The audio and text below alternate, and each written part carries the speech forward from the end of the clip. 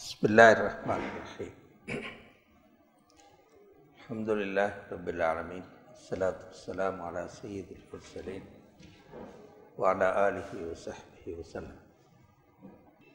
வீடும் கல்வியும் என்ற இந்த தலைப்பை நாங்கள் இங்கே பார்க்கிறோம்.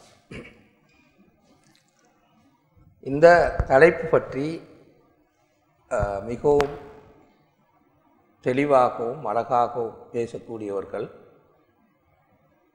கல்வித்துறை சார்ந்தவர்கள், கல்வி மனோதத்துவம் பற்றி படித்தவர்கள்தான் அதற்கு மிக பொருத்தமானவர்கள். என்றாலும் இது பற்றி ஒரு அறிமுகத்தை சொல்ல வேண்டும், அல்லது இந்த பிரச்சனையை ஒரு சமூகமயப்படுத்த வேண்டும். அதன் பிறகு பலரும் அது பற்றி பேசலாம், சிந்திக்கலாம், திட்டமிடலாம் என்ற அடிப்படையில் தான் ஒரு அறிமுகமாக வேணும் இந்த தலைப்பை நாங்கள் சொல்வோம் என்ற வகையில்தான் இதனை நாங்கள் எடுத்திருக்கிறோமே தவிர, இது பற்றிய மிகவும் தெளிவான திட்டமிட்ட வகையில் அமையக்கூடிய பல்வேறு திட்டங்களை முன்வைக்கக்கூடிய தகுதி எனக்கு இருக்கிறது என்று நான் இங்கே சொல்லிக்கொள்ளவில்லை. மாற்றமாக இந்த பிரச்சனையை சமூகத்துக்கு மத்தியில் முன்வைப்போம், அது பற்றி பின்னால் பலரும் சிந்திக்கலாம் என்ற வகையில் தான் நாங்கள் இதனை சொல்கிறோம். எனவே அந்த பின்னணியில் நாங்கள் இந்த தலைப்பை ஒரு கொஞ்ச நேரத்துக்கு பார்ப்பதற்கு முயலும்.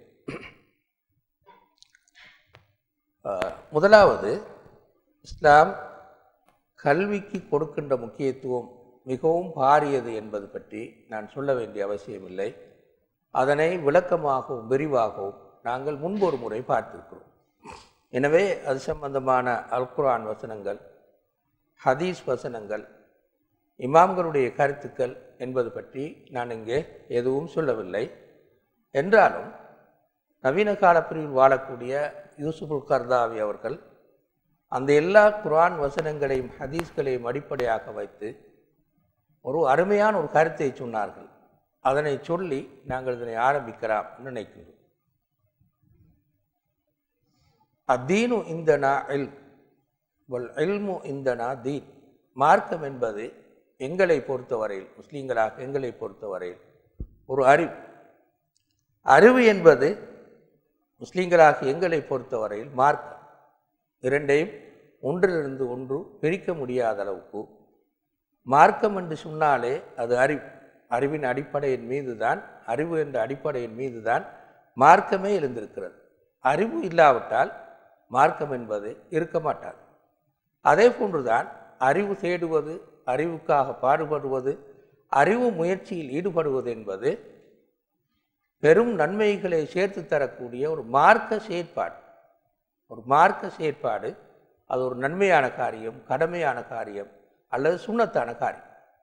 எனவே மார்க்கம் என்பது எம்மை பொறுத்தவரையில் அறிவு, அறிவு என்பது எம்மை பொறுத்தவரையில் மார்க்கம். இரண்டையும் வேறுபடுத்தி வித்தியாசப்படுத்தி நோக்குவது முஸ்லீம்களுடைய இஸ்லாமிய மார்க்கத்துடைய போக்கு அல்ல. இரண்டும் ஒன்றாகத்தான் முஸ்லீம்கள் நோக்குவார்கள். இது நிறைய குர்ஆன் வசனங்கள், நிறைய ஹதீஸ் வசனங்களுடைய மிகவும் சுருக்கமான கருத்து என்று நாங்கள் இங்கே சொல்ல முடியும். எனவே அறிவுக்கு இஸ்லாம் கொடுக்கின்ற முக்கியத்துவம் மிகவும் பாரியது என்பது சொல்ல வேண்டிய அவசியம் இல்லாத ஒன்று. முஸ்லீம்களை பொறுத்தவரையில் அவர்கள் கண்டிப்பாக அறிவு படைத்தவர்களாகத்தான் இருப்பார்கள். பாமரர்கள் என்ற சொற்பிரயோகம், அறிவுக்கு அப்பால் தூர இருப்பவர்கள் என்ற பிரயோகம் முஸ்லீம் சமூகத்தை பொறுத்தவரையில் உண்மையிலே இருக்கக்கூடாது. அப்படி இருப்பது ஒரு பாவம், ஒரு குற்றம் என்றுதான் இஸ்லாம் கணிக்கும் என்ற இந்த உண்மையை சொல்லிக்கொண்டு நாங்கள் அடுத்த பாதிக்கு வருவோம். இரண்டாவது, நாங்கள் வாழுகின்ற காலம் அறிவு ஆதிக்கம் செலுத்துகின்ற காலம். ஒரு காலப்பிரிவு இருந்தது, அறிவுக்கு பெரிய ஒரு ஆதிக்கம் இருக்கவில்லை. ஆனால் நாங்கள் வாழுகின்ற காலத்தில் அறிவு ரீதியாகத்தான் சமூகங்கள் மோதிக்கொள்கின்றன. அறிவு ரீதியாகத்தான் எல்லா நாடுகளும் ஒன்றுக்கொண்டு மோதிக்கொள்வதும் அல்லது மேம்படுவதும் அறிவின் அடிப்படையில் தான் இருக்கிறது என்பது மிகவும் தெளிவானது. இராணுவ பலம் என்று சொன்னாலும் அல்லது பொருளாதார பலம் என்று சொன்னாலும் அல்லது ஊடகத்துறை சார்ந்த பலம் என்று சொன்னாலும் இவை அனைத்துக்கும் அடிப்படையாக இருப்பது அறிவு. அறிவு இன்றி இராணுவ பலம் என்பது கிடையாது. அறிவு இன்றி ஊடக பலம் என்று நாங்கள் சொல்வது கிடையாது. அறிவு இன்றி பொருளாதார பலம் என்று நாங்கள் இன்று சொல்வது கிடையாது. எனவே இன்று ஒரு சமூகம் வாழ வேண்டுமாக இருந்தால் அறிவு ரீதியாக அந்த சமூகம் எந்தளவு தூரம் முன்னேறி இருக்கிறது, எந்தளவு தூரம் அறிவின் அடிப்படையில் தன்னுடைய திட்டங்களையும் ஒழுங்குகளையும் போராட்டங்களையும் அமைத்து கொள்கிறது என்பதனை பொறுத்துத்தான் ஒரு சமூகத்தின் வெற்றியும் தோல்வியும் என்று தீர்மானிக்கப்படுகிறது என்பது ஒரு மிகப்பெரிய ஒரு உண்மை.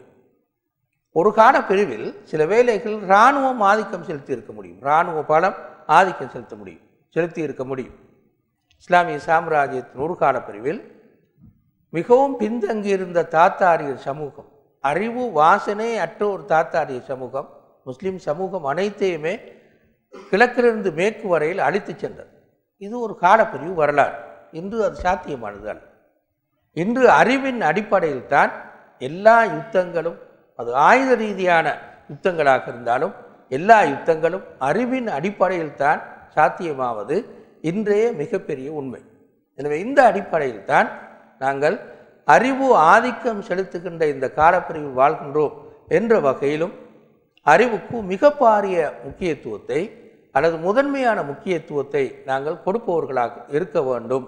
இந்த உலகத்தில் நாங்கள் தலை நிமிர்ந்து வாழ வேண்டுமாக இருந்தால், ஒரு தலை நிமிர்ந்து வாழுகின்ற ஒரு சமூகமாக இருந்தால், பலமிக்க ஒரு சமூகமாக வாழ வேண்டுமாக இருந்தால், இன்று நாங்கள் அறிவு ரீதியாக எங்களை வளர்த்து கொள்வது, அறிவு ரீதியாக எங்களை மேம்படுத்தி கொள்வது மிகவும் அடிப்படையான ஒரு தேவையாக இருக்கிறது என்பது எல்லா சமூகங்களும் உணர்ந்திருக்கின்ற ஒரு மிகப்பெரிய உண்மை என்பது மிக தெளிவானதாகும்.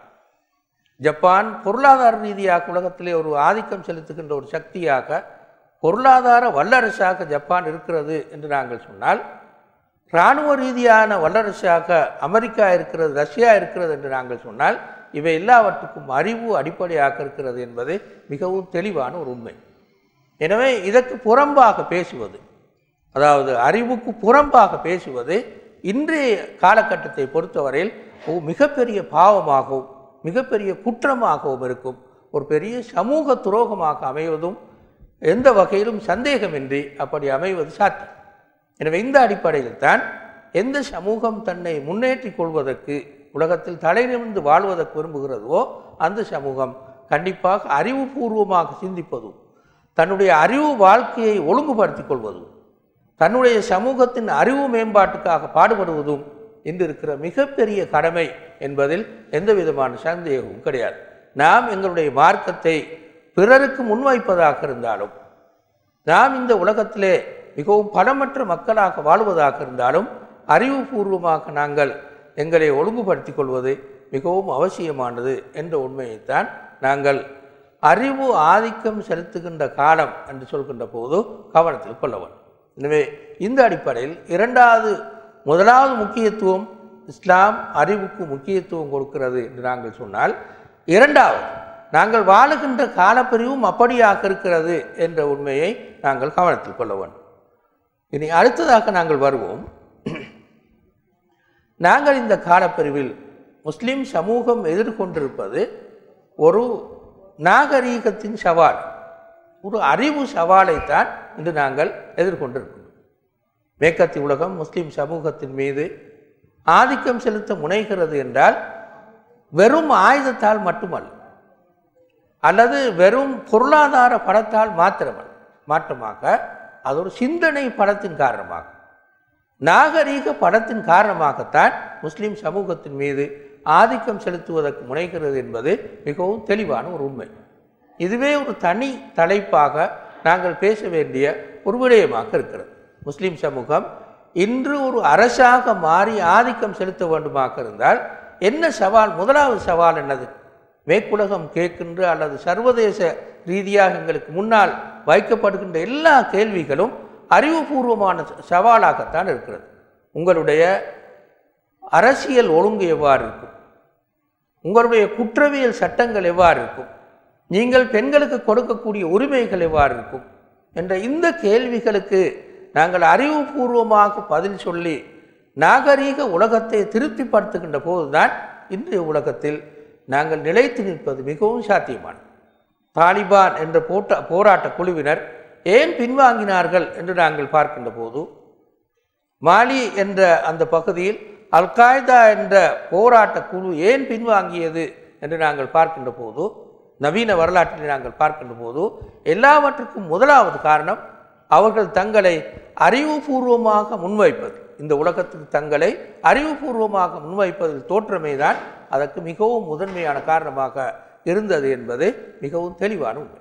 எனவே மிக அண்மைக்கான வரலாறும் கூட, நாங்கள் வாழ்ந்து கொண்டிருக்கின்ற இந்த கால வரலாறும் கூட எங்களுக்கு சொல்கின்ற உண்மை, நாங்கள் ஒரு நாகரீகத்தின் சவாலை எதிர்கொண்டோம், ஒரு அறிவுபூர்வமான சவாலை எதிர்கொள்கின்றோம். அதுதான் நாங்கள் இன்று அடுத்த சமூகங்களை விட மேம்படுவதற்கு, அவர்களை திருப்திப்படுத்துவதற்கு எங்களுடைய தூதை அவர்களுக்கு முன்னால் இதுவும் வாழ தகுதியானது, இந்த தூதும் நாங்கள் வாழ்கின்ற இந்த காலப்பரிவில் வாழுவதற்கு தகுதியானதை முன்வைப்பதற்கு இந்த அறிவுபூர்வமான சவாலைத்தான் நாங்கள் எதிர்கொண்டிருக்கிறோம் என்பது மிகப்பெரிய ஒரு உண்மை. எனவே இந்த அடிப்படைகளின் மீது, இந்த பின்னணியிலிருந்து நாங்கள் சிந்திக்கின்ற போது, நாங்கள் சர்வதேச ரீதியாக இருந்தாலும் சரி, நாங்கள் வாழுகின்ற இந்த நாடாக இருந்தாலும், சிறுபான்மையாக பல நாடுகளிலே வாழக்கூடிய முஸ்லீம்களாக இருந்தாலும் சரி, அவர்கள் எல்லோரும் எதிர்கொள்வது ஒரு அறிவு சவாலை என்பதனைத்தான் நாங்கள் முதன்மையாக கவனத்தில் கொள்ள வேண்டும். எனவே தோல்வி வெற்றி என்பதனை தீர்மானிப்பது இன்று அறிவு மாத்திரம்தான் என்ற உண்மை மிகப்பெரிய ஒரு உண்மை என்பதனை நாங்கள் விளங்கிக் கொள்ள வேண்டும். எனவே இந்த பின்னணியிலிருந்து நாங்கள் பார்ப்போம், இதனை வெற்றி கொள்வதற்கு, இந்த அறிவு சவாலை வெற்றி கொள்வதற்கு நாங்கள் முதலாவது ஒரு அறிவுசார் சமூகமாக மாற வேண்டும். எல்லாவற்றையும் ஆய்வுபூர்வமாக சிந்திக்கின்ற, அறிவுபூர்வமாக சிந்திக்கின்ற, அனைத்தையும் திட்டமிட்டு இயக்கக்கூடிய ஒரு அறிவுசார் சமூகமாக நாங்கள் மாறுவது இந்த சவாலை, இந்த நாகரீகத்தின் சவாலை வெற்றி கொள்வதற்கு எங்களுக்கு மிகப்பெரிய அடிப்படையாக இருக்க வேண்டும். எனவே அறிவுசார் சமூகமாக மாறுவது என்றால் என்ன என்பதனை நாங்கள் ஓரளவுக்கு 2 அல்லது 3 கிழமைக்கு முன்னால் இங்கு ஒரு தலைப்பை செய்தபோது பார்த்தோம்.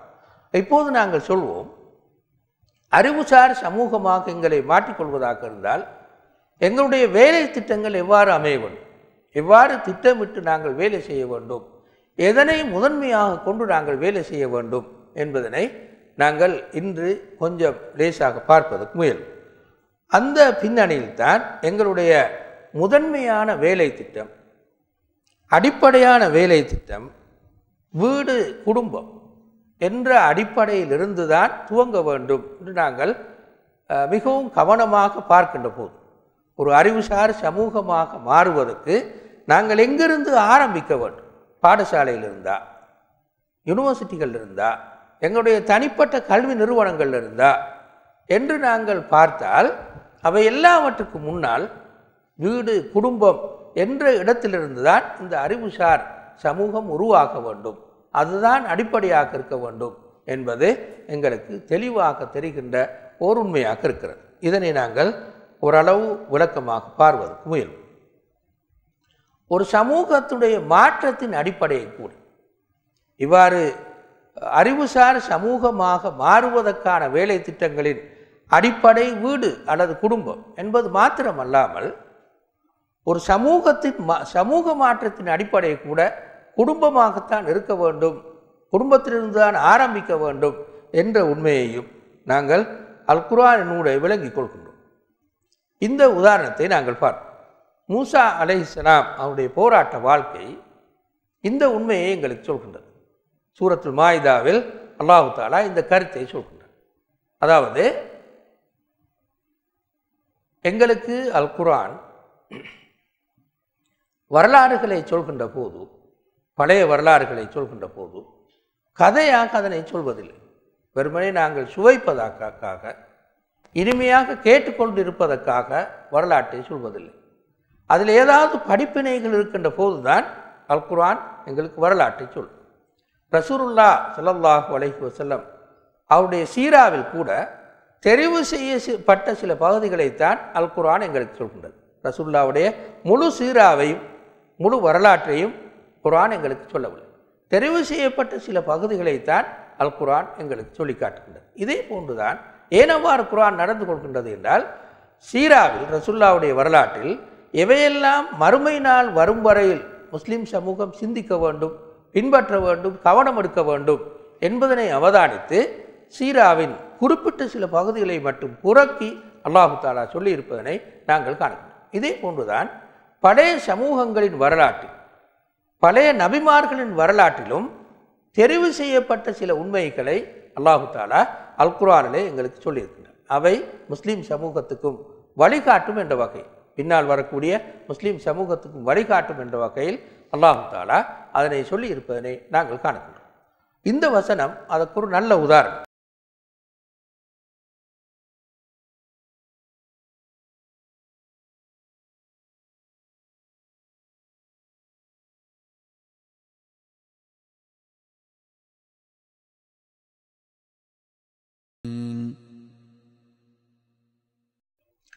அந்த நிலம் அவர்களுக்கு 40 ஆண்டுகள் தடை செய்யப்பட்டதாக அமைகின்றது. அந்த 40 ஆண்டுகளிலும் அவர்கள் பூமியில் திரிந்து வாழுவார்கள் என்று அல்லாஹு தஆலா இந்த சூறாவிலே சொல்கின்றார். இதனுடைய பொருள் என்னவென்றால், மூசா அலைஹிஸ்ஸலாம் அவர்கள் ஃபிரௌனுடைய அட்டூழியங்களிலிருந்து தப்பி சினாய் பாலைவனத்துக்கு வந்து சேர்ந்தார். செங்கடலை கடந்து சினாய் பாலைவனத்துக்கு வந்து சேர்ந்தார். சினாய் பாலைவனத்திலிருந்து பலஸ்தீனில் இருக்கின்ற சமூகத்தோடு போராடி பலஸ்தீனுக்கு செல்ல வேண்டும் என்று மூசா அலைஹிஸ்ஸலாம் தன்னுடைய சமூகத்தை பார்த்து சொன்னார்கள். பலவீனப்பட்டு போயிருந்த சமூகம், போராட்டத்துக்கு பழக்கம் இல்லாத அந்த சமூகம், எங்களால் அங்கே போராட வர முடியாது என்று மூசா அலைஹிஸ்ஸலாம் அவர்களிலே வாதிட்டது. அப்போதுதான் அல்லாஹு தஆலா மூசா அலைஹிஸ்ஸலாத்தை பார்த்து சொன்னான், 40 வருட காலம் இந்த சினாய் பாலைவனத்திலே அவர்கள் சுற்றி வருவார்கள், இங்கேயே அவர்கள் வாழட்டும் என்று அல்லாஹு தஆலா அவர்களுக்கு விதியாக்கினார். 40 வருடங்கள் என்று இந்த சினாய் பாலைவனத்திலே அவர்கள் வாழட்டும் என்று சொன்னதன் பொருள் என்ன? என்ன கருத்து? இதற்கு என்ன விளக்கத்தை, இதிலிருந்து நாங்கள் என்ன கருத்தை பெற்றுக்கொள்கின்றோம்? என்ன கருத்தை பெற்றுக்கொள்கின்றோம் என்றால், அல்லாஹ் ஒரு புதிய சமூகத்தை உருவாக்குவதற்கு விரும்பினார். 40 வருடங்கள் சென்று விட்டால் பழைய மனிதர்கள் அனைவரும் மரணித்து போவார்கள். ஒரு முழுக்க புதிய ஒரு சமூகம் தோன்றும். சினாய் பாலைவனத்துக்கு வந்த போது தோன்றிய மனிதனுக்கு, அன்றுதான் பிறந்த மனிதனுக்கு 40 வயசு ஆகியிருக்கும்.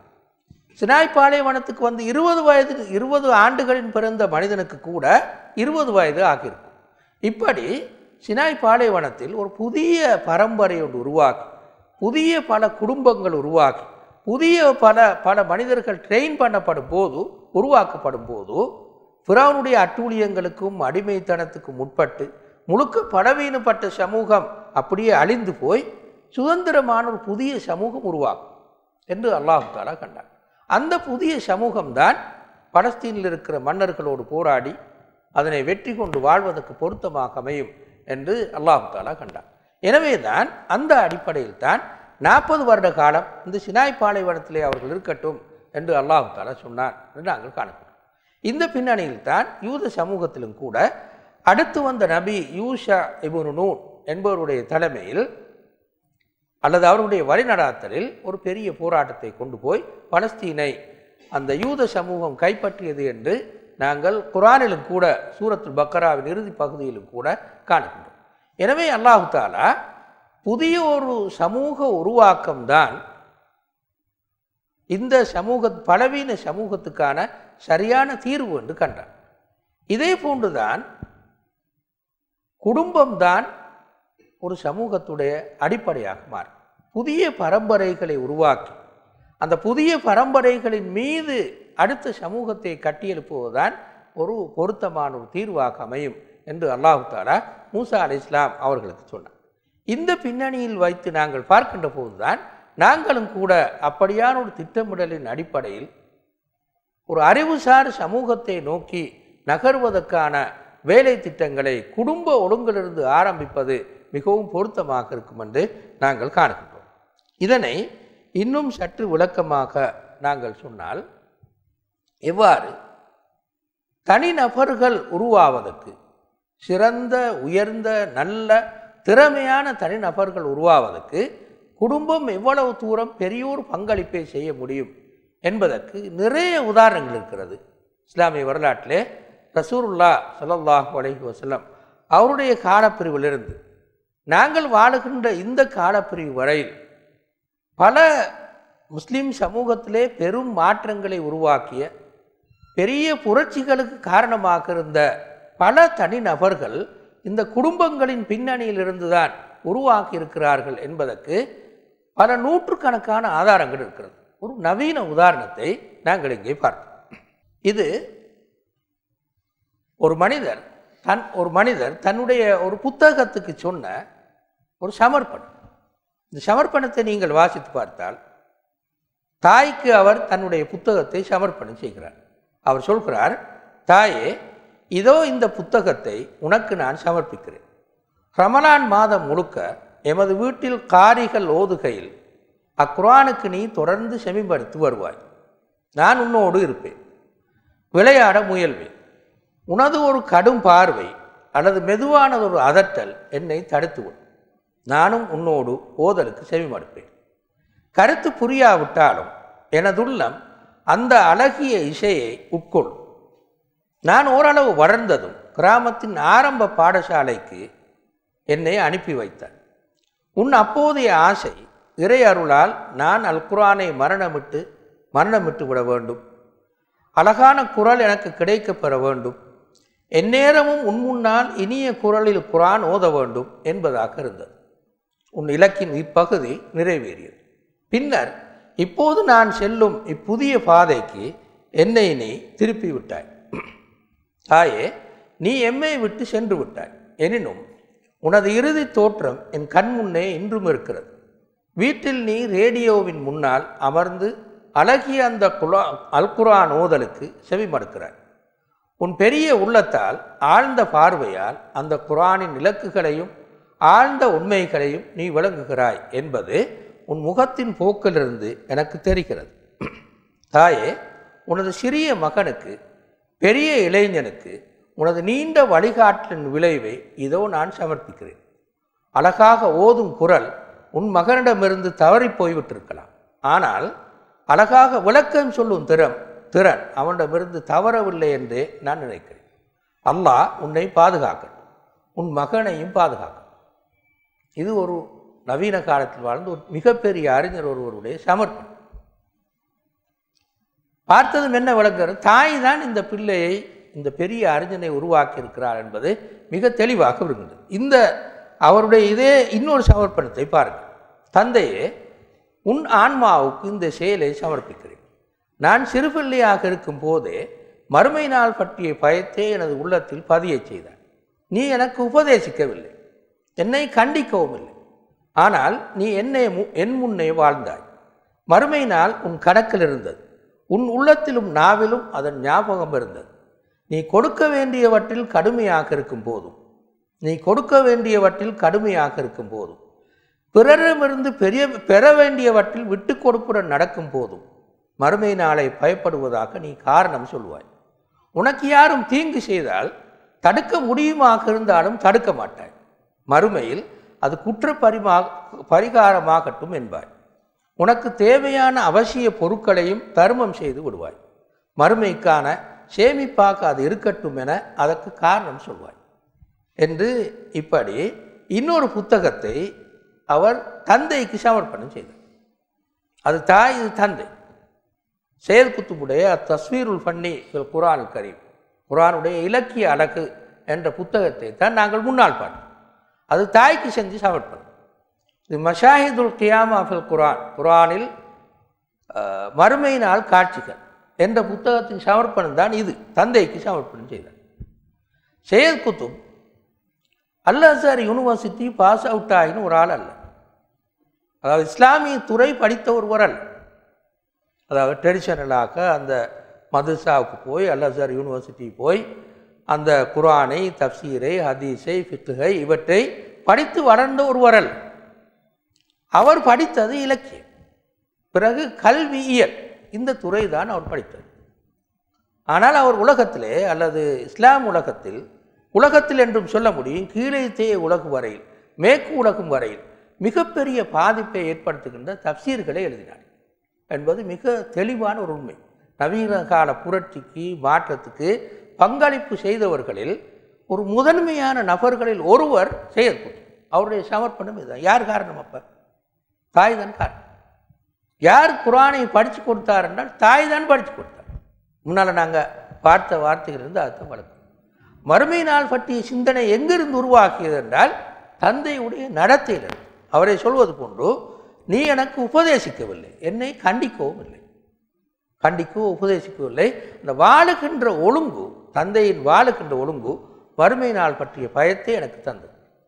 தாய் என்னை வழிநடாத்திய ஒழுங்கு, குர்ஆனை படிப்பதற்கு தாய் என்னை வழிநடாத்திய ஒழுங்கு இப்போது என்னுடைய அழகாக ஓதுகின்ற குரல் இல்லாவிட்டாலும் குர்ஆனுக்கு அழகாக விளக்கம் சொல்கின்ற திறன் என்னை விட்டு போகவில்லை தாயே என்று சையத் குத்ப் சொன்னதை இந்த பின் அணித்தார்.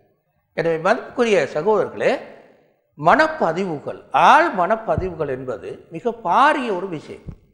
பிள்ளைகளுக்கு தாயிடமிருந்து கிடைக்கின்ற, தந்தையிடமிருந்து கிடைக்கின்ற மனப்பதிவு என்பது மிக பாரிய ஒரு விஷயம். அந்த மனப்பதிவுகள் தான் வயது ஒன்றிலிருந்து அல்லது பிறந்ததிலிருந்து 12 வயது வரையில் இருக்கின்ற இந்த காலப்பிரிவில் ஒரு பிள்ளைக்கு கிடைக்கின்ற மனப்பதிவுகளும் பிள்ளைக்கு கிடைக்கின்ற கருத்துக்களும் தான் எதிர்கால மனிதனை உருவாக்குகிறது என்பது மிக தெளிவான உண்மை. அதற்கான ஒரு உதாரணத்தை தான் நாங்கள் இங்கே இது ஒரு உதாரணம் மட்டுமல்ல. நிறைய இஸ்லாம் உலகத்தில் மிகப்பெரிய மாற்றங்களை உருவாக்கிய எல்லா மனிதர்களுக்கு பின்னாலும் இந்த உண்மை இருந்திருக்கிறது. சையத் குத்ப் பிறக்கின்ற போது பெரிய அறிஞர் அல்ல, அவர் எங்களை போன்ற ஒரு சாதாரண சின்ன பிள்ளை. இவ்வளவு பெரிய மாற்றத்தை உருவாக்குவதற்கு அவர் வளர்ந்தார் என்றால் பின்னால் இருந்தது ஒரு தாய் என்பது ஒரு மிகப்பெரிய உண்மை என்று நாங்கள் இதிலிருந்து விளங்குகிறோம். எனவே இந்த பின்னணியில் தான் முஸ்லீம் குடும்பங்கள், குறிப்பாக ஏனைய குடும்பங்களும் இதுக்கு உதாரணம் தான். முஸ்லீம் குடும்பம் மட்டுமல்ல, ஏனைய குடும்பமாக இருந்தாலும் அது உண்மை. ஆனால் முஸ்லீம் குடும்பத்துக்கு ஒரு விசேஷமான சக்தி இருக்கிறது. அது ஒரு கட்டுக்கோப்பான ஒரு ஒழுங்கு என்ற வகை. எனவே முஸ்லீம் குடும்பங்கள் இந்த சமூக மாற்றத்தை உருவாக்குவதில் அது எந்த மாற்றமாக இருந்தாலும் ஒரு பெரிய ஒரு பாதிப்பை செய்ய முடியும். குறிப்பாக நாங்கள் பேசுகின்ற இந்த அறிவுசார் சமூகத்தை உருவாக்குவதாக இருந்தால், அறிவு ரீதியான ஒரு சமூகத்தை உருவாக்குவதாக இருந்தால் குடும்பம் சம்பந்தமாக நாங்கள் கவனம் செலுத்துவது, குடும்ப நிலையை ஒழுங்குபடுத்துவதற்கான வழிவகைகளை செய்வது மிகவும் அடிப்படையான உண்மை என்பதனைத்தான் நாங்கள் இதிலிருந்து விளங்கிக் கொள்கின்றோம். இது ஒரு உதாரணம் நினைத்து கொள்ளாதீர்கள். இது ஒரு ஆங்காங்கே இருந்து தெரிவு செய்யப்பட்ட ஒரு உதாரணம் மட்டுமல்ல. இப்படி நூற்றுக்கணக்கான உதாரணங்களை ரசூலுல்லாஹ்வுடைய காலத்தில் இன்று வரையில் நாங்கள் காண முடியும். எனவே மதிப்புக்குரிய சகோதரர்களே, நாங்கள் எங்களுடைய வேலை திட்டத்தை குடும்பம் என்ற இந்த அடிப்படையிலிருந்து இதிலிருந்து தான் நாங்கள் ஆரம்பிக்க வேண்டும் என்று கருதுகின்றேன். இந்த பின்னணியில் தான் வீடும் கல்வியும் என்று நாங்கள் சொன்னோம். வீடு, கல்வி, இந்த ரெண்டும் ஒன்றோடொன்று பிரிக்க முடியாத ஒரு அம்சம் என்பதனை நாங்கள் புரிந்து கொள்ள வேண்டும். எந்த வீட்டில் கல்வி பின்னணி இல்லையோ கண்டிப்பாக அதற்கு பகரமாக எதுவும் இருந்து அந்த பிள்ளையை வளர்ப்பது மிகச் சிரமம் என்ற உண்மையைத்தான் நாங்கள் இங்கே காணுகிறோம். இந்த கருத்தை, இந்த உண்மையை நாங்கள் கவனமாக விளங்கிக் கொள்ள வேண்டும். பாலர் முன் பாடசாலை, நர்சரி அல்லது ஸ்கூல் அல்லது ஏனைய கல்வி நிறுவனங்கள் இவையெல்லாம் எங்களுடைய பிள்ளைகளை உருவாக்கி தரும் என்று நாங்கள் கருதிவிடக்கூடாது. பிள்ளைகளை உருவாக்குவதில் அடிப்படை பங்களிப்பு செலுத்துவது பாலர் முன் பாடசாலையோ, நர்சரியோ அல்லது பாடசாலையோ அல்லது கல்வி நிறுவனங்களோ அல்ல என்ற உண்மையை நாங்கள் புரிந்து கொள்ள வேண்டும். இவற்றுக்கு இருக்கின்ற பங்களிப்பு இரண்டாம் தரமான பங்களிப்பு. இவற்றுக்கு பங்களிப்பே இல்லை என்று யாரும் சொல்வது கிடையாது. பாடசாலைக்கோ அல்லது நர்சரிக்கோ அல்லது ஏனைய கல்வி நிறுவனங்களுக்கோ எந்த பங்களிப்பும் இல்லை என்று யாரும் சொல்வது கிடையாது. ஆனால் முதன்மையான பங்களிப்பு அங்கு இருக்கிறது என்று மட்டும் நாங்கள் கருதிவிடக்கூடாது. இதனை நாங்கள் எவ்வாறு புரிந்து கொள்ள வேண்டும் என்றால், சில விதிவிலக்கான பிள்ளைகள் இருக்கு. அல்லாஹ் தஆலா சில குறிப்பிட்ட பிள்ளைகளுக்கு அறிவு திறமையை கூட கொடுத்திருப்பார். சில விதிவிலக்கான திறமைகள் கொண்ட பிள்ளைகள் இருக்கும். விதிவிலக்கான முறையில் அமைதியாக வாழுகின்ற, குழப்பங்கள் எதுவுமற்ற பிள்ளைகள் இருக்கும். அந்த பிள்ளைகள் 1-2 பேர், 5 பேர், 10 பேர் ஒரு பாடசாலையை சைன் பண்ணினால் பாடசாலையே மிகச்சிறந்த முறையில் இயங்குகிறது என்பது பொருள் அல்ல. அல்லது ஒரு கல்வி நிறுவனத்தில் 300-400 பேர் உதாரணமாக சயின்ஸ் ஃபேக்கல்ட்டியில் படித்தால் அதில் ஒரு 10 பேர் மெடிக்கல் ஃபேக்கல்ட்டி போவது மிகவும் இயல்பானது. என்றால் திறமையான பிள்ளைகள் 300 பேரில் 10 பேர் இருப்பது சாத்தியம். எது மிகவும் சிறந்த கல்விக்கூடம் என்றால் சராசரி பிள்ளைகளும் கூட மிக திறமையாக இருக்கிறார்களா, சராசரியாக இருக்கின்ற பிள்ளைகளும் கூட வாழுகின்ற கலையை படித்துக் கொள்கிறார்களா அந்த பாடசாலையிலிருந்து, அப்போதுதான் அந்த பாடசாலை தான் மிகவும் சிறந்தது. 2 பேர் 3 பேர் மிக திறமையாக யூனிவர்சிட்டி போவதை வைத்து அல்லது மிக திறமையாக இருக்கிறார்கள் என்பதை வைத்து பாடசாலையை கணிப்பிடுவது மிகவும் பிழையான ஒரு கணிப்பீடு. பெரும்பாலான பிள்ளைகள் யூனிவர்சிட்டி போனார்களோ போகவில்லையோ திறமையாக வாழ்வதற்கு படித்துக் கொள்கிறார்களா, அந்த கல்வி பின்னணியை அல்லது அந்த வாழ்க்கை பின்னணியை அந்த பாடசாலை ஊட்டுகின்றதுவா, அப்போதுதான் அது மிகச்சிறந்த பாடசாலை.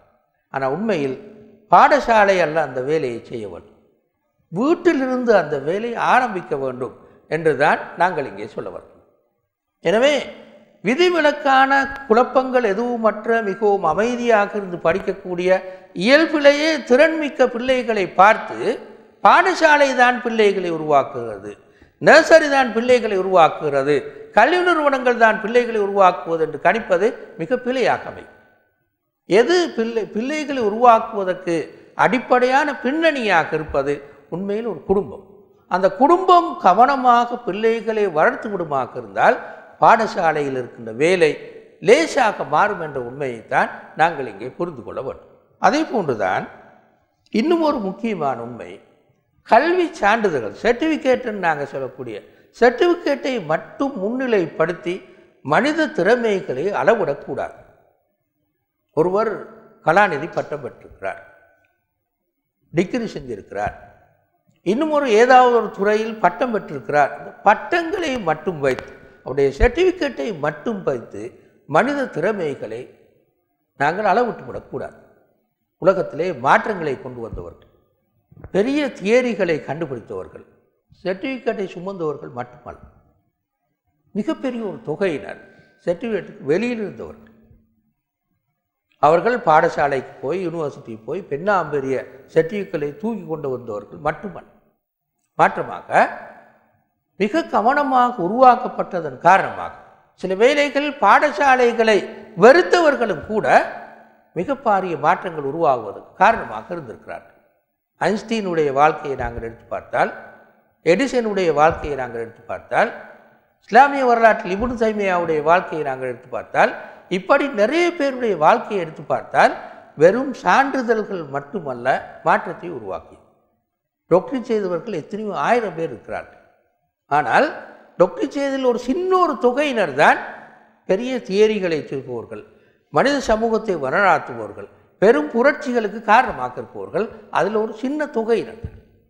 எனவே இந்த வகையில் வெறும் சர்டிஃபிகேட்டை மட்டும் வைத்து ஒரு பாடசாலை ஒரு மாணவனை யூனிவர்சிட்டிக்கு அனுப்பி அவர் சர்டிஃபிகேட்டை சுமந்தவராக வருகிறார் என்பதனை வைத்து மாத்திரம் நாங்கள் மனிதர்களை கணிப்பிடுவது மிகவும் பிழையானது. மதிப்புக்குரிய சகோதரர்களே, இந்த அடிப்படையில் இந்த பின்னணியிலிருந்து நாங்கள் சிந்திக்கின்ற போது, அதாவது சர்டிஃபிகேட்டை சுமப்பது மாத்திரமல்ல, அல்லது யூனிவர்சிட்டிக்கு ஒரு பாடசாலை பிள்ளைகளை அனுப்புகிறது என்பது மாத்திரமல்ல, மாற்றமாக அந்த பாடசாலையில் படிக்கக்கூடிய பிள்ளைகள் எல்லோரும் வாழ்க்கை திறன் உள்ளவர்களாக மாறுகிறார்கள். அவர்கள் யூனிவர்சிட்டிக்கு போகலாம், போகாமல் இருக்கலாம், சர்டிஃபிகேட்டை எடுக்கலாம், எடுக்காமல் இருக்கலாம், அட்வான்ஸ் லெவலில் 3 பாடங்களிலும் ஏ எடுத்து பாஸ் ஆகலாம், அல்லது கொஞ்சம் திறமையோடு ஒரு 3 சியோடு பாஸ் ஆகலாம். ஆனால் அவருக்கு வாழ தெரியும், இந்த சமூகத்தை எதிர்கொள்ள தெரியும், இந்த சமூகத்துக்கு தன்னுடைய பங்களிப்பை செய்ய தெரியும் என்று இந்த திறனை வளர்த்து விட்டால் அதுதான் ஒரு நல்ல பாடசாலை, சிறந்த பாடசாலை. ஆனால் அதனை ஒரு பாடசாலை மாத்திரம் சாதிக்க முடியாது. அது குடும்பத்திலிருந்து ஆரம்பித்தால்தான் அதனை சாதிப்பது சாத்தியமாக மாறும். இந்த உண்மையைத்தான் நாங்கள் இங்கே இந்த கருத்தினூடாக வெறும் பாடசாலை, நர்சரி, பாடசாலை, கல்வி நிறுவனங்கள் என்ற இந்த இடத்திலிருந்து சிந்திப்பது, கல்வி நிறுவனங்களை மாத்திரம் பலப்படுத்துவதற்கு முயற்சி செய்வது, கல்வி நிறுவனங்களோடு மாத்திரம் எங்களுடைய முயற்சிகளை குவித்து அதுக்குள்ளே மாத்திரம் நாங்கள் சிந்திப்பது ஒரு சரியான போக்காக அமையாது என்ற உண்மையைத்தான் நாங்கள் இங்கே சொல்ல வருகிறோம். பிழையாக நீங்கள் விலகிக் கொள்ளக்கூடாது. கல்வி நிறுவனத்திலே கவனம் செலுத்த வேண்டும், அதில் ஈடுபாடு காட்ட வேண்டும், அதை வளர்ப்பதற்கு முயற்சி செய்ய வேண்டும். அதோடு மிக உயர்ந்த செயற்பாடு, மிகப்பெரிய ஒரு சவாபான செயற்பாடு என்பதில் இரண்டு கருத்துக்கு இடம் கிடையாது. ஆனால் அதனோடு சேர்த்து, அந்த வேலை திட்டத்தோடு சேர்த்து நாங்கள் குடும்பம், வீடு என்ற இடத்தையும் மிகவும் ஆழ்ந்து கவனம் செலுத்த வேண்டும் என்ற உண்மையைத்தான் நாங்கள் இங்கே சொல்ல வருகின்றோம். இந்த கருத்தை நாங்கள் இன்னும் சற்று விரிவாக விளங்குவதற்கு முயலும். ஏன் வீடு, ஏன் குடும்பம் என்று நாங்கள் சொல்கிறோம் என்பதனை இப்போது நாங்கள் பார்ப்போம். மனோதத்துவ அறிஞர்கள், இது ஒரு கருத்து வேறுபாட்டுக்கு இடமில்லாத ஒரு உண்மை, 7 வருடங்களில் ஒரு பிள்ளை பிறந்து 7 வருடமாகின்ற போது அந்த பிள்ளைக்கு ஒரு குறிப்பிட்ட ஒரு ஆளுமை உருவாக்கி அதற்கான அடையாளங்கள் அனைத்தும் தெளிவாக தெரியக்கூடிய வகையில் அமைகிறது என்று கருதுகின்றார்கள். இந்த 7 வயதுக்குள்ளால் தான் நல்ல பண்புகளோ அல்லது மோசமான பண்புகளோ அந்த பிள்ளைகளிலே பதிவாகின்றது, உடல் ரீதியான மனப்பதிவுகளை அந்த பிள்ளை பெறுகிறது என்று அவர்கள் கருதுகின்றார்கள். 3 வயதிலிருந்து 6 வயது முடியும் வரை உள்ள 4 வருடங்களில் இந்த வகையில் ஆகக்கூட முக்கியத்துவம் பெற்றது என்று மனோதத்துவவியல் அறிஞர்கள் கருதுகின்றார்கள். இது நீங்கள் எந்த மனோதத்துவ புத்தகத்தை போய் பார்த்து, பிள்ளை வளர்ப்பு சம்பந்தமான எந்த புத்தகத்தை போய் பார்த்தாலும், மனோதத்துவ ரீதியாக ஆராய்ந்து எழுதிய எல்லா அறிஞர்களும் இந்த உண்மையை சொல்வார்கள்.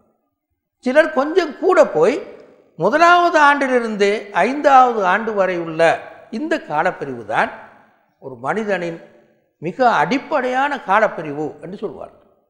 எங்கள் எல்லோருக்கும் தெரியும், இந்த வயது காலப்பிரிவுகளில் பிள்ளைகள் அதிகமாக இருப்பது வீட்டோடு ஒட்டி, மிக அதிகமாக வீட்டோடு ஒட்டி, தாயோடு ஒட்டி, தந்தையோடு ஒட்டி, குடும்பத்தின் ஏனைய அங்கத்தவர்களோடு ஒட்டி இருப்பது தான் மிகவும் அதிகம். நர்சரி ஸ்கூலுக்கு போவதோ இது எல்லாவற்றை விட மிகவும் ஒட்டி இருப்பது, அண்டி இருப்பது இந்த குடும்பத்தோடு தான், தாயோடும் தந்தையோடும் ஏனைய குடும்ப அங்கத்தவர்களோடும் தான் என்பது மிகவும் தெளிவான ஒரு உண்மை. எனவே மதிப்புக்குரிய சகோதரர்களே, வீடு இந்த வகையில் நன்கு காணப்படாவிட்டால், திறமையாக இல்லாவிட்டால், பிள்ளைகளை வளர்ப்பதிலே தேர்ச்சி பெற்றவர்களை கொண்டதாக வீடு இல்லாவிட்டால், இந்த வயது பிள்ளைகளை வளர்ப்பதிலே அவர்கள் தவறுகள் விடக்கூடும் அல்லது கூடிய கவனம் செலுத்த முடியாமல் போகக்கூடும். அப்போது அந்த பிள்ளை மிகச்சிறந்த முறையில் உருவாக்குவது சாத்தியமற்று போகும். அடுத்த முக்கியமான அம்சம் என்னவென்றால், இந்த பகுதியில் வீடு எவ்வாறு இயங்க வேண்டும் என்பதனை நாங்கள் இங்கே பார்ப்போம். வீடு அறிவை முதன்மையாக கொண்ட வீடாக இருக்க வேண்டும். எல்லா வீடுகளும் அறிவை முதன்மையாக கொண்ட வீடாக காணப்படுகின்ற போதுதான் அதில் வளர்கின்ற பிள்ளைகளுக்கும் அறிவு தேடுவது பற்றிய மனப்பதிவு கூடுதலாக வரும். மனப்பதிவுகள் தான் இந்த காலப்பிரிவு 1வது வயதிலிருந்து 7வது வயது வரை உள்ள காலப்பிரிவில் மனப்பதிவுகள் தான் மிக கூடுதலாக வேலை செய்யும். அந்த வயது பிள்ளைகளுக்கு படிப்பிக்க முடியாது, அறிவின் முக்கியத்துவத்தை பற்றி விளக்கி சொல்ல முடியாது. நாங்கள் வாழுகின்ற உலகை பற்றியோ, உலகில் இருக்கின்ற அறிவு முக்கியத்துவத்தை பற்றியோ, நாடுகளின் செல்வாக்கை பற்றியோ, சமூகங்களின் செல்வாக்கை பற்றியோ அந்த சின்ன வயதில் விளக்கி சொல்வது சாத்தியமானதல்ல. மனப்பதிவு தான் அந்த பிள்ளையை வளர்க்கின்ற முதல் காரணியாக இந்த காலப்பிரிவிலே அமையும். எனவே வீட்டு சூழலை நாங்கள் எப்போது அறிவை முதன்மையாக கொண்டு அந்த பிள்ளைக்கு அந்த மனப்பதிவுகளை கொடுக்கின்ற அளவுக்கு நாங்கள் ஆக்கிக் கொள்கின்றோமோ, அந்த அளவுக்குத்தான் அந்த பிள்ளை அறிவை எதிர்காலத்தில் நான் ஒரு அறிஞனாக மாற வேண்டும், நான் படிப்பவனாக இருக்க வேண்டும், நான் அறிவு ரீதியாக திறமை பெற்றவனாக இருக்க வேண்டும் என்ற மனப்பதிவுகளை பெறுவது இந்த வகையில் தான் சாத்தியமாக மாறும். எனவே அந்த வீட்டில் கற்பதற்கு என்று ஒரு அறை இருக்க வேண்டும், கற்றலுக்கு என்று ஒரு அறை இருக்க வேண்டும். அந்த அறை வாசிக சாலையாக இருக்க வேண்டும். அந்த அறையை தொழும் அறையாகவும் இருக்க வேண்டும்.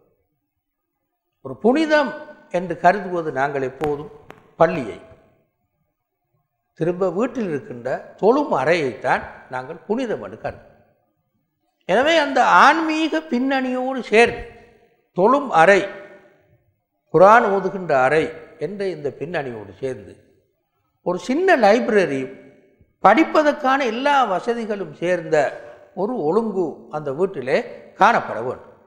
திரும்ப தாயும் தந்தையும் வீட்டில் இருக்கின்ற ஏனைய பெரியவர்களுடைய பேச்சும் நடத்தையும் அதிகமாக அறிவை சுற்றி வர வேண்டும்.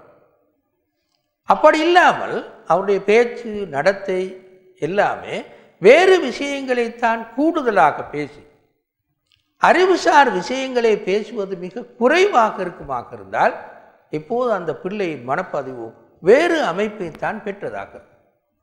அந்த பிள்ளை அறிவு ரீதியான மனப்பதிவை, அறிவு ரீதியாக நான் பெரியவனாக மாற வேண்டும், ஒரு பெரிய ஒரு மாற்றத்துக்கு காரணமாக இருக்க வேண்டும், நான் இந்த துறையில் முன்னேற வேண்டும் என்று ஒரு பிள்ளையுடைய மனப்பதிவு உருவாக வேண்டுமாக இருந்தால் பெரியவர்களின் நடத்தை, குறிப்பாக தாயுடையவும் தந்தையுடைய நடத்தை, பேச்சு எல்லாம் அறிவு சார்ந்ததாக, அறிவை ஒட்டி வருவதாக இருக்க வேண்டும் என்பது அடுத்த அம்சம். மூன்றாவது, அளவு மீறிய ஆடம்பரங்களை தவிர்த்து கொள்ள வேண்டும். எப்போது பிள்ளைகளுக்கு அறிவு அல்லாத ஏனைய கவர்ச்சிகளை கூட காட்டுகின்றோமோ, அதிகமாக காட்டுகின்றோமோ, அப்போது அந்த பிள்ளை அறிவை விட்டு தூரமாகுவது இயல்பானதாக ஆகும். உடையை பொறுத்தவரையிலும், உணவை பொறுத்தவரையிலும், வீட்டில் இருக்கின்ற ஏனைய பொருட்களை பொறுத்தவரையிலும் எப்போது அளவு மீறிய கவர்ச்சி அவற்றிலே காணப்படுகின்றதோ பிள்ளை அவற்றில் தான் கூட ஈடுபாடு காட்டும். சாப்பிடுவதிலும் உடுப்பதிலும் அந்த பொருட்கள் மீதும் கூட ஈடுபாடும் கூட பற்றும் கொண்டதாக பார். அப்போது அந்த பிள்ளைக்கு எதிர்காலத்தில் அறிவுபூர்வமாக வளர்வது என்பது சாத்தியமில்லாமல் போகும். அந்த பிள்ளை பாடசாலைக்கு போனாலும் நர்சரிக்கு போனாலும் கண்டிப்பாக சந்தேகம் இல்லாமல் இந்த சாப்பாடு பற்றியும் உடை பற்றியும் ஏனைய கவர்ச்சிகரமான பொருட்களை பற்றியும் மட்டும்தான் அது சிந்திப்பதாக மாறும். டிவி பார்ப்பது பற்றியும், ஹேண்ட்ஃபோனை பார்ப்பது பற்றியும், அதனோடு சம்பந்தப்பட்ட படங்களையும் அதனோடு சம்பந்தப்பட்ட பொருட்களையும் பார்ப்பது பற்றியும் அளவு மீறிய ஈடுபாடு காட்டி அறிவு ரீதியான பகுதிகளில் தூரமாகின்ற பிள்ளையாக மாறுவதற்கு இது காரணமாக. எனவே இந்த ஒழுங்குக்கு நாங்கள் எந்த அளவு தூரத்துக்கு வீட்டை மாற்றுவதில் வெற்றி கொள்கிறோம் என்பது அறிவு ரீதியாக பிள்ளைகள் வருவதற்கு காரணமாக அமையும். அடுத்தது வாசிப்பு பழக்கம். இது ஒரு தனியான ஒரு தலைப்பாக நாங்கள் பார்க்க வேண்டிய ஒரு பகுதி. இன்ஷா அல்லாஹ் நாங்கள் அதனை ஒரு சந்தர்ப்பத்தில் பார்ப்போம். இங்கு நாங்கள் சொல்வது என்னவென்றால், சிறு வயது முதலே, சின்ன வயசு முதலே இந்த வாசிப்பு பழக்கத்தை ஏற்படுத்துவதை நாங்கள் முயல வேண்டும். எங்களுடைய வாசிக சாலையில் சின்ன பிள்ளைகளுக்கென்று புத்தகங்கள் இருக்க வேண்டும். படங்களை மிச்சம் அதிகமாக கொண்ட சிறு பிள்ளைகளுக்கென்ற புத்தகங்கள் ஒரு பகுதியாக அப்படியே இருக்க வேண்டும். அவ்வாறு இருப்பது மாத்திரமல்ல, தாயும் தந்தையும் அடிக்கடி அந்த புத்தகங்களை வைத்து கொண்டு அதனை காட்டுவதற்கு முயல்வதும், அதில் இருக்கின்ற கதைகளை சொல்லி காட்டுவதும், அவற்றில் ஈடுபாடு காட்டுவதற்கான வழிவகைகளை செய்வதும் தாய் தந்தை செய்ய வேண்டிய அடுத்த. அப்போது பிள்ளையிடத்தில் சின்ன வயதிலிருந்தே வாசிப்பு பழக்கம் ஏற்படும். வாசிப்பு பழக்கத்தை மாத்திரம் ஒரு விடாத பழக்கமாக ஏற்படுத்த முடியுமாக இருந்தால் அந்த பிள்ளை படிக்கும் என்பதில் எந்த விதமான சந்தேகமும் கிடையாது. அந்த பிள்ளை ஓலெவல் படிப்பதாக இருந்தாலும், மேலெவல் படிப்பதாக இருந்தாலும், யூனிவர்சிட்டி போய் படிப்பதாக இருந்தாலும் வாசிப்பு பழக்கம் மிகவும் அடிப்படையானது என்பது மிக தெளிவு.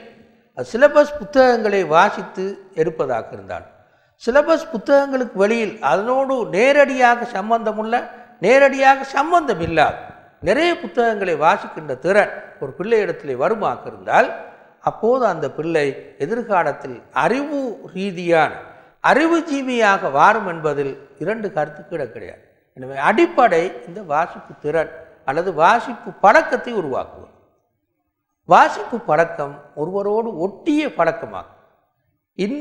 வாசிக்காத நாள் என்பது எனக்கு கிடையாது என்று சொல்கின்ற அளவுக்கு வாசிப்பு பழக்கத்தை நாங்கள் ஊட்டுவது மிகவும் அவசியமானது. வாசிப்பு பழக்கத்தை எப்படி ஊட்டலாம்? ஒரு நாளும் பாடசாலை அதனை கொடுக்க முடியாது. நர்சரி அதனை கொடுக்க முடியாது, ஏனைய நிறுவனங்கள் அதனை கொடுக்க முடியாது. வீடு தான் கொடுக்க முடியும், ஆனால் அடிப்படையில் கொடுப்பது வீடாகத்தான் இருக்க வேண்டும். வீட்டிலிருந்து தான் அது ஆரம்பிக்க வேண்டும். எனவே வாசிப்பு பழக்கம் சின்ன வயதிலிருந்தே தொடங்குமாக இருந்தால் அறிவுபூர்வமாக அந்த பிள்ளை உருவாகுவதற்கு அது ஒரு காரணமாக இருக்கும். இரண்டாவது, ஆய்வு திறன் மிகவும் சின்ன வயதிலிருந்தே நாங்கள் ஆரம்பிக்க வேண்டும். வீட்டின் சிறிய வேலைகளிலிருந்து அதனை ஆரம்பிக்க வேண்டும். சின்ன சின்ன வேலைகளாக இருக்கும். இந்த வேலையை எப்படி செய்யலாம் என்று சிந்திப்பதற்கு, என்று ஆராய்வதற்கு, என்று விளங்குவதற்கு அந்த பிள்ளைக்கு நாங்கள் சின்ன வயதிலிருந்தே ஒரு திறனை கூட்ட வேண்டும். உதாரணமாக சொல்லுங்கள், சின்ன வயது பிள்ளைக்கு கூட மின்சாரத்தை எப்படி குறைந்த விலையில் பாவிப்பது, தண்ணீரை எவ்வாறு சிக்கனமாக பாவிப்பது, வீட்டை எவ்வாறு துப்புரவாக வைத்துக் கொள்வது, இந்த சின்ன சின்ன வேலைகளை கூட அந்த பிள்ளையுடைய ஆலோசனைக்கு தூண்ட கண்ட அடிப்படையில் நாங்கள் வளர்ப்போமாக இருந்தால் இப்போது அந்த பிள்ளைக்கு ஆய்வு திறனை சின்ன வயதிலிருந்தே வளர்ப்போவதாக நாங்கள் பார்க்கிறோம். கிண்ணியாவில் ஒரு சிறுவர்களுக்கான ஒரு பாடசாலை இருக்கிறது. அந்த பாடசாலைக்கு அவர்கள் பேர் வைத்தார்கள் குட்டி விஞ்ஞானிகள் என்று சொல்லி, குட்டி விஞ்ஞானிகள் என்று பெயர் வைத்தார்கள். அந்த பாடசாலைக்கு பிள்ளைகளை சேர்ப்பது 3 வயதில் தான் பிள்ளைகளை சேர்ப்பார்கள். அந்த பாடசாலையில் ஒரு முக்கியமான வேலை திட்டங்கள் ஒன்று பெற்றோர்களையும் அதில் ஈடுபடுத்துவது. அவர்கள் அந்த பிள்ளைகளுக்கு வகுப்பறையில் படித்துக் கொடுப்பதில்லை, அல்லது வகுப்பறையில் படித்துக் கொடுப்பது மிக குறைவு. அந்த படித்துக் கொடுத்தல் என்ற சொல்லே மிகவும் குறைவு. அவர்கள் என்ன செய்வார்கள் என்றால், கடலுக்கு கூட்டிச் செல்வார்கள், ஆடு மாடுகள் இருக்கின்ற இடங்களுக்கு கூட்டிச் செல்வார்கள், தாவரங்கள் இருக்கின்ற இடங்களுக்கு கூட்டிச் செல்வார்கள். அவற்றை விளங்குவதற்கு அந்த பிள்ளைகளுக்கே விட்டு விடுவார்கள். கடல் என்று சொன்னால் என்னது என்று அந்த பிள்ளையே சொல்ல வேண்டும். இந்த பூ என்னது அந்த பிள்ளையே சொல்ல வேண்டும். இந்த மிருகம் என்னது அந்த பிள்ளையே சொல்ல வேண்டும். இப்போ பிள்ளைகளே அதனை பார்த்து விளங்கி ஆராய்ந்து ஏதேதாவது கருத்துக்களை சொல்வார்கள். இந்த பழக்கத்தை ஒரு நாளும் கிண்ணியா போன்ற ஒரு பெரிய கிராமத்தில், இலங்கையில் இருக்கின்ற ஆகப்பெரிய கிராமம், முதன்மையான கிராமம், நிலப்பரப்பு என்ற வகையிலும் சனத்தொகை என்ற வகையிலும் முதலாவது முஸ்லீம் கிராமம் கிண்ணியா. அந்த குட்டி விஞ்ஞானிகள் புரோகிராமில் இருக்கிறது 500க்குள்ள இருக்கு. கிண்ணியாவில் இருக்கிற சனத்தொகை 500ஐ விட மிக பல மடங்கு கூட. எனவே எல்லா இடங்களிலும் குட்டி விஞ்ஞானிகள் புரோகிராமை தோற்றுவிக்கலாமா? சாத்தியம், நடைமுறை சாத்தியம். ஆனால் எங்கே தோற்றுவிக்கலாம் என்றால் வீட்டில் தோற்றுவிக்கலாம். எல்லா சின்ன வீடுகளும் குட்டி விஞ்ஞானிகளை உருவாக்குகின்ற வீடாக கண்டிப்பாக இருக்க முடியும். தந்தையின் தாயும் பிள்ளைகளின் ஆய்வு திறனை எப்படி வளர்ப்பது என்கின்ற ட்ரைனிங் அவர்களுக்கு இருக்குமாக இருந்தால் தங்களுடைய பிள்ளைகளை அவர்கள் அப்படி ஆய்வு திறன் கொண்டவர்களாக மாற்றுவது மிகவும் சாத்தியம். எனவே மதிப்புக்குரிய சகோதரர்களே, இந்த அடிப்படையில் தான் மிகவும் சின்ன வயசிலிருந்து தோட்டங்களோடும் மிருகங்களோடும் டூர் போகின்ற சந்தர்ப்பங்களிலும் ஒவ்வொரு பொருட்களையும் பார்த்து அது என்ன, அதை எவ்வாறு உருவாக்கியது, அதனை எவ்வாறு பயன்படுத்தலாம் என்ற இப்படியான ஆய்வு திறனை ஊட்டுவது இந்த சின்ன வயதிலிருந்தே நாங்கள் செய்ய வேண்டிய ஒன்று. அப்போது பிள்ளை எதனை பார்த்தாலும் இது என்னது, இதனை எப்படி நான் விளங்கிக் கொள்ள வேண்டும், இதற்கு பின்னணியாக இருக்கின்ற காரணங்கள் என்னது என்பதனை கேட்பதற்கு மேல் உங்கள் எல்லோருக்கும் தெரியும், சின்ன பிள்ளைகளிடத்தில் கேள்விகள் மிக அதிகம். இது என்ன என்ற கேள்வியை மிக அதிகமாக கேட்பார்கள். நாங்கள் தான் அதனை மிச்சம் கவனமாக நெறிப்படுத்தி விட வேண்டும். அந்த கேள்விகளுக்கு பெற்றார் பதில் சொல்லாமல் இருக்கின்ற போது, பொறுமையோடு அந்த கேள்விகளை கேட்பதற்கு அந்த பிள்ளையை அனுமதிக்காத போது ஆய்வு திறன் சின்ன வயதிலே மழுங்கி போகின்றது. எனவே இந்த அடிப்படையில் தான் நாங்கள் ஒரு வீட்டை ஒரு அறிவு தளமாக மாற்றுவது சாத்தியமாக மாறும். அடுத்த அம்சம்தான் புத்தாக்கமும் கண்டுபிடித்தல். அதாவது மனோதத்துவியல் அறிஞர்கள் சொல்வார்கள், 3 வயதிலிருந்து 6 வயது வரை உள்ள பகுதி புதிதாக கண்டுபிடிக்கின்ற பகுதி. நான் இங்கே சொல்லவில்லை பெரிய மெஷினையும் பெரிய பொருட்களையும் கண்டுபிடிப்பது என்று சொல்லவில்லை. மாற்றமாக சின்ன பிள்ளைகள் எதையாவது செய்வதற்கு முயல்கின்ற வயது இந்த வயது. எனவே என்ன செய்ய வேண்டும் என்றால், நிறைய பொருட்களையும் கொப்பிகளையும் அதனை கீறி பார்ப்பதற்கான பல வகையான கலர்கள் கொண்ட பேனாக்களை வைத்து பிள்ளைகள் அதனை பார்த்து ஆராய்ந்து கீறி வெட்டி கொத்தி பார்ப்பதற்கான ஒழுங்குகளை நாங்கள் ஏற்படுத்தி கொடுக்க வேண்டும். அப்போது அந்த பிள்ளை ஒரு ஆய்வு திறன் உள்ள ஒரு பிள்ளையாக, புதிதாக எதனையாவது செய்து பார்க்கின்ற ஒரு பிள்ளையாக மாறும். இப்படி பிள்ளைகளுடைய ஆய்வு திறனை, புத்தாக்க உணர்வை, கண்டுபிடிக்கின்ற உணர்வை வளர்ப்பதற்கான முயற்சிகளில் நாங்கள் ஈடுபட வேண்டும். இது இயல்பாகவே ஒவ்வொரு பிள்ளைக்கும் இந்த வயதிலேயே அல்லாஹ் தஆலா கொடுத்திருக்கின்ற ஆற்றல். அந்த ஆற்றலை நாங்கள் கவனத்தில் கொள்ளாததும், அதனை வளர்ப்பதற்கு முயற்சி செய்யாததும் தான் நாங்கள் செய்கின்ற தவறாக அமையும்.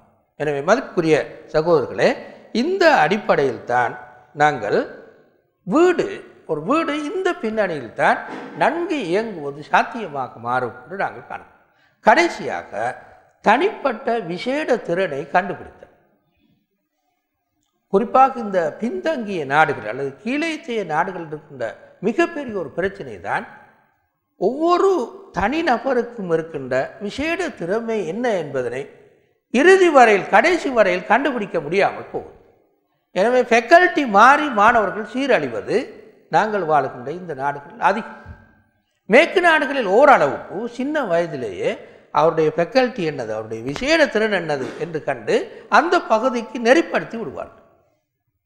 நாங்கள் எங்களுடைய நாடுகளில் மிக அதிகமாக இந்த திறன் விளங்குவதில்லை அல்லது கண்டுபிடிப்பதில்லை. தந்தையும் தாயும் நிர்பந்தமாக ஒரு துறையிலே அவரை போட்டு விடுவார். நிர்பந்தித்து இந்த துறையில் தான் நீ படிக்க வேண்டும் என்று போட்டு விடுவார். ஆனால் அந்த பிள்ளைக்கு அந்த திறன் இருக்காது. எனவே அந்த பிள்ளை இறுதியில் சீரழிகின்ற நிலைமைக்கு தான் வந்து சேரும். இந்த விசேட திறனை கண்டுபிடிக்கின்ற பொறுமை தாய்க்கும் தந்தைக்கு தான் இருக்க வேண்டும். மிக பெரும்பாலும் பாடசாலைகளுக்கு அது இருப்பதில்லை. இது நாங்கள் மிக தெளிவாக காணுகின்ற ஒரு உண்மை. எனவே இப்போது நான் சொன்ன இந்த அம்சங்கள் அனைத்தும் தான் வீடு செய்ய வேண்டிய வேலை. வீடு நான் ஏற்கனவே சொன்ன இந்த அம்சங்களை மிக அழகாக தெளிவாக செய்து வருமாக இருந்தால் அந்த பிள்ளை பாடசாலைக்கு செல்கின்ற போது நன்கு எதிர்காலத்தில் மிக திறன் உள்ள ஒரு பிள்ளையாக, எதிர்காலத்தில் சமூகத்துக்கும் அந்த குடும்பத்துக்கும் நாட்டுக்கும் பயனுள்ள பிள்ளையாக மாறுவது சாத்தியமாக மாறும். கடைசியாக நாங்கள் இங்கே சொல்ல வேண்டிய கடைசி அம்சம் என்னவென்றால், தனிப்பட்ட முறையில் எங்களுடைய பிள்ளைகள் அவதானிக்க வேண்டிய தேவை எங்களுக்கு இருக்கிறது. பாடசாலை அல்லது நர்சரி அல்லது யூனிவர்சிட்டி இங்கே போய் தனிப்பட்ட முறையில் அந்த பிள்ளைகளை அவதானித்து கவனித்து வளர்த்து விடுவது உண்மையில் சாத்தியப்படுவதில்லை, அல்லது மிக குறைவாகத்தான் சாத்தியப்படும். ஆனால் குடும்பம் அதனை மிகவும் நன்கு சாத்தியப்படுத்த முடியும் என்பதனைத்தான் நாங்கள் இங்கே சொல்ல வருகின்றோம். இதனுடைய கருத்து என்னவென்றால், அனைவருக்கும் கட்டாய கல்வி என்று இருப்பதன் காரணமாக எங்களுடைய நாடுகளில் அல்லது கீழைத்திய நாடுகளில் குறிப்பாக அனைவருக்கும் கட்டாய கல்வி இருப்பதன் காரணமாக பாடசாலைகள் ஈடு கொடுக்க முடியாத அளவுக்கு மாணவர்களை பெருந்தொகையாக கொண்டிருக்கும். அப்படி இருக்கின்ற போது பிள்ளைகளை வகுப்பேற்றுவது விரைவாக நடக்கும். அந்த பிள்ளை உண்மையிலேயே அடைவு மட்டத்தை பூர்ணமாக அடைந்திருக்காது என்றாலும் ஃபெயிலாக்குற சிஸ்டம் இல்லாமல் போய் எல்லோரையும் மேல் வகுப்புகளுக்கு அனுப்புகின்ற ஒழுங்கு பாடசாலைகளில் மிக அதிகமாக காணப்படும். இதன் காரணமாக பிள்ளைகள் படிப்பு இடைநிறுத்தும் அல்லது கல்வியில் பின்தங்கி போயிருக்கும். இந்த மாணவர்களுடைய பெருந்தொகை திரும்ப பாடசாலைகளில் மிக நுணுக்கமான ஆசிரியர்களும் இதற்கான ஒழுங்குகளும் போதுமான அளவு இல்லாதன் காரணமாக, மேற்கு நாடுகளை போன்று போதுமான அளவு இல்லாதன் காரணமாக ஒவ்வொரு தனிப்பட்ட பிள்ளைகளையும் தனித்தனியாக விளங்கிக் கொள்வது ஆசிரியர்னால் சாத்தியமில்லாமல் போகும். 40 மாணவர்கள் உள்ள ஒரு வகுப்பில் 30-35 மாணவர்கள் உள்ள ஒரு வகுப்பில் பெண்ணாம்பெரிய தொகையை கொண்டிருக்கின்ற ஒரு வகுப்பில் ஒவ்வொரு மாணவனுடைய தனித்திறமையை இனங்கண்டு அந்தந்த பகுதிகளுக்கு அவனை வழிநடத்துகின்ற பொறுமையும் கண்டுபிடிக்கின்ற நுணுக்கமும் அதற்கான வசதிகளை பாடசாலை கொண்டிருக்கார். எனவே அடைவு மட்டத்தை அடையாவிட்டாலும் கூட, போதுமான அடைவு மட்டத்தை அந்த பிள்ளை சென்று சேராவிட்டாலும் கூட பெருந்தொகை மாணவர்களை அவசரமாக பாஸாக்கி வகுப்பேற்றி இறுதியில் ஓ லெவலில் வைத்து அல்லது அட்வான்ஸ் லெவலில் வைத்து பிள்ளை கல்வியில் பின்தங்கிய ஒரு பிள்ளையாக மாறுவது இயல்பாகவே சாத்தியம். இதனைத்தான் நாங்கள் நிறைய கல்வி நிறுவனங்களிலே அவதானிக்கக்கூடியதாக இருக்கின்றது. எனவே இந்த அடிப்படையில் தான் ஒன்று அந்த மாணவன் ஓ லெவலில் படிப்பை நிறுத்துகின்றான் அல்லது அட்வான்ஸ் லெவலில் படிப்பை நிறுத்துகின்றான். பிறகு கல்வியோடு தொடர்பற்றவனாக மாறுகின்றான். இன்னொரு தொழிலை செய்கின்ற புத்தகங்களோடோ கல்வியோடோ அறிவுபூர்வமான டிஸ்கஷனோடோ எந்த தொடர்பு மற்றவனாக அவன் மாறுகின்ற நிலைமை இந்த அடிப்படையில் தான் உருவாக்குறது என்று நாங்கள் காண்கிறோம். அதே போன்று தொழில் வாழ்க்கையிலும் தொழில்துறைகள் பல்கி பெருகி நான் சொல்ல வேண்டிய அவசியமில்லை, மிக அதிகமாக இருக்கிறது. ஒவ்வொரு தொழில்துறையிலும் பல உட்பிரிவுகள் இருக்கு, நிறைய உட்பிரிவுகள் இருக்கு. இந்த தொழில் வாழ்க்கையை எவ்வாறு அமைத்துக் கொள்வது என்று ஒரு சாதாரண மாணவனுக்கு, ரோ லெவல் படிக்கின்ற ஒரு மாணவனுக்கு, ஒரு அட்வான்ஸ் லெவல் படிக்கின்ற ஒரு மாணவனுக்கு எந்த தொழிலுக்கு நான் போய் சேரலாம் என்பதனை பற்றி அறிவு பின்னணி இருப்பது மிகவும் குறைவாகத்தான். எனவே ஒரு குடும்பம்தான், நான் ஏற்கனவே சொன்ன பகுதியிலும் கூட ஒவ்வொரு மாணவனுடைய திறமையை கண்டு அவனுடைய விசேட திறமைகளை அவதானித்து அந்த மாணவனை வழிநடத்துவதையும், தொழில் எந்த தொழிலுக்கு என்னுடைய மகன் அல்லது மகள் பொருத்தமானவள் என்பதனை கண்டு மிகவும் சரியாக வழிநடத்துவதையும் ஒரு குடும்பம் செய்வதுதான் மிகவும் சாத்தியமாக மாறும். அவ்வாறு இந்த கல்வி சார்பான பிரச்சனைகள் இருக்கு, கல்வியோடு சார்ந்த பிரச்சனைகள் இருக்கு. கல்வியில் தாழ் மட்டத்தில் உள்ள மாணவர்கள் இனங்காணப்படாமலே போய்விட முடியும். அதாவது திறமை இல்லாத மாணவர்கள் என்று நாங்கள் கருதக்கூடிய, திறமை இல்லாத மாணவன் ஒரு மாணவன் கிடையாது.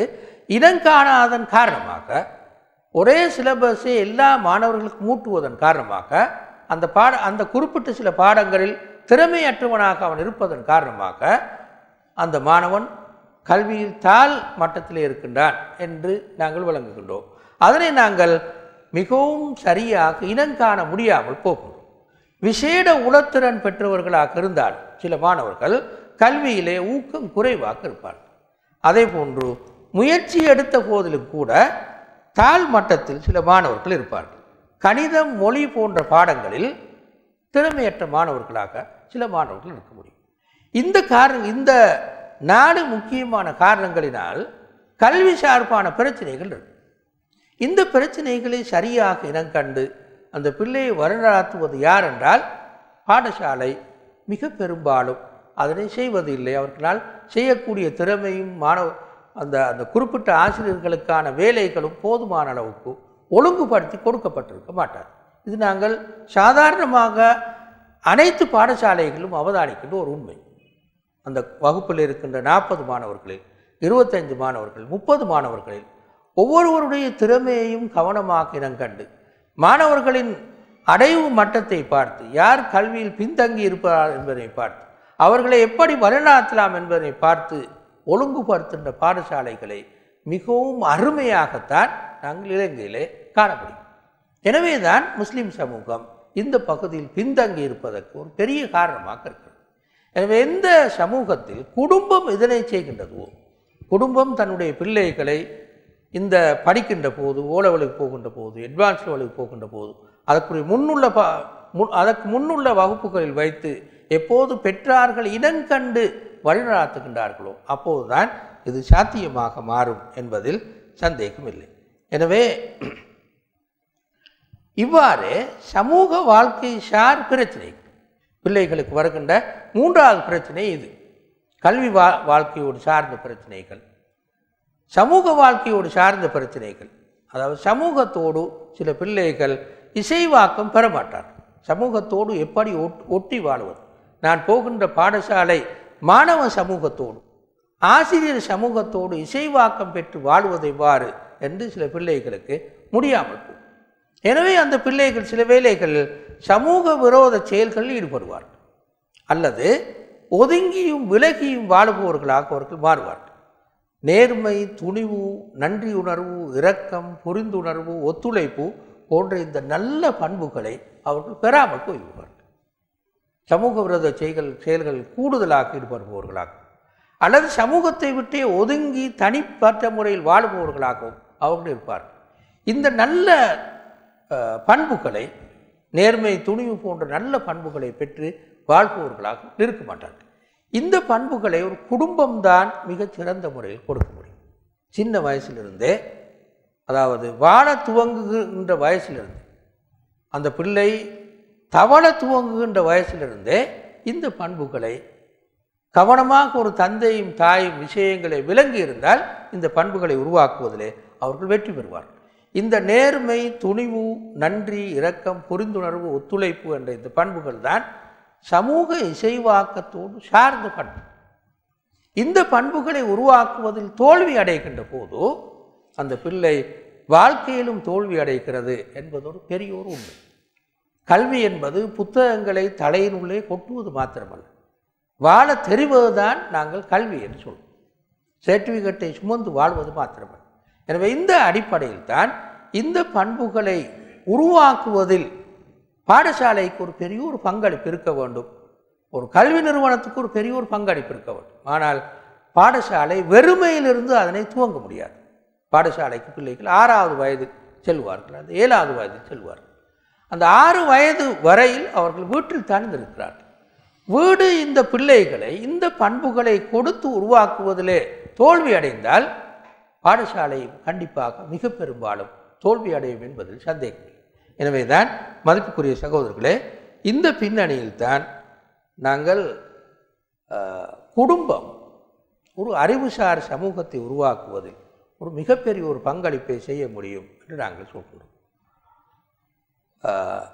இதிலிருந்து நாங்கள் என்ன இறுதியாக சொல்கின்றோம் என்றால், நாங்கள் எந்த அளவு தூரத்துக்கு எங்களுடைய கல்வி நிறுவனங்களை உருவாக்குவதில் கவனமும் ஈடுபாடும் காட்ட வேண்டுமோ அந்த அளவு தூரத்துக்கு குடும்பங்களை இவ்வாறு நாங்கள் சொன்ன இந்த அமைப்பிலே வளர்த்தெடுப்பதிலும் கவனம் செலுத்த வேண்டும். அல்லது குடும்பம் சார் வழிகாட்டல்களை, குடும்பம் சார்ந்த வழிகாட்டல்களை கொடுப்பதிலும் நாங்கள் மிகுந்த கவனம் செலுத்த வேண்டும். அறிவுசார் சமூகம் ஒன்றை உருவாக்குவதற்கு பாடசாலையிலும் நர்சரியிலும் படியான கல்வி நிறுவனங்களை ஒழுங்குபடுத்துவதிலும் நாங்கள் மிக பெரும் கவனம் செலுத்த வேண்டும். ஏறத்தாழ நாங்கள் அந்த கவனத்தை ஓரளவுக்கு இப்பொழுது ஏற்படுத்தி வருகிறோம். அக்குறுணையில் அதற்கான நிறைய ஏற்பாடுகள் செய்யப்பட்டு கொண்டிருக்கின்றன. அது மிகவும் வரவேற்கத்தக்கது என்பதில் சந்தேகம் கிடையாது. அதனோடு சேர்த்து குடும்பம் சார் வழிகாட்டலும், அதாவது இந்த பகுதியை அடிப்படையாக அறிவு ரீதியாக அறிவுசார் குடும்பமாக, அறிவு பின்னணியை பிள்ளைகளுக்கு கொடுக்கக்கூடிய குடும்பமாக ஒரு குடும்பத்திற்கு வழிகாட்டுவது ஒரு மிகவும் அடிப்படையான விஷயம் என்று நாங்கள் கருதுகின்றோம். எனவே அந்த அடிப்படையில் இந்த ஒரு வேலை திட்டமும், குடும்பத்துக்கு அறிவுசார் வழிகாட்டலை கொடுக்கின்ற ஒரு வேலை திட்டமும் ஆரம்பிக்கப்பட வேண்டும் என்று சொல்லி நாங்கள் இந்த நிகழ்ச்சியை முடித்துக் கொள்கின்றோம். வாஹிதாவான் அல்ஹம்துலில்லாஹ் ரப்பில் ஆலமீன்.